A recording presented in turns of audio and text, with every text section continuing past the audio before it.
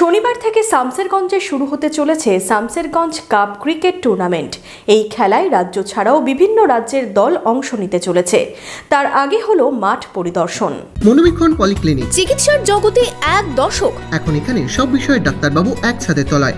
Phone করুন 7477799515 এই নম্বরে। শনিবার থেকে শুরু হতে চলেছে শামসেরগঞ্জ কাপ ক্রিকেট টুর্নামেন্ট। টি-20 ক্রিকেট টুর্নামেন্ট ঘিরে চড়ছে পারদ। পুঠিমারি ফিডার ক্যানেল ময়দানে বসবে টি-20-র আসর। টুর্নামেন্টে এই রাজ্য ছাড়াও ভিন রাজ্যের দলও অংশ নেবে। মোট 8টি দল অংশ নেবে এই খেলায়। 5ই জানুয়ারি হবে ফাইনাল খেলা। শুক্রবার টুর্নামেন্টের আগে মাঠ পরিদর্শন করলেন বিধায়ক আমিরুল ইসলাম। এদিন মাঠ পরিদর্শনের পর কি বললেন বিধায়ক? আপনারা জানেন যে আমাদের আগামীকালকে ঐতিহাসিক আমাদের যে শামসেরগঞ্জ কাপ তার শুভ উদ্বোধন হতে চলেছে। এটা হিউজ বলের খেলা এবং নকআউট টুর্নামেন্ট।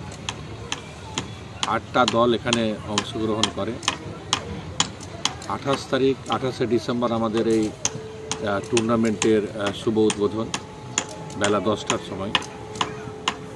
দ্বিতীয় ম্যাচ আমাদের 29 তারিখ, তৃতীয় ম্যাচ আমাদের 30 তারিখ, চতুর্থ ম্যাচ 31 তারিখ।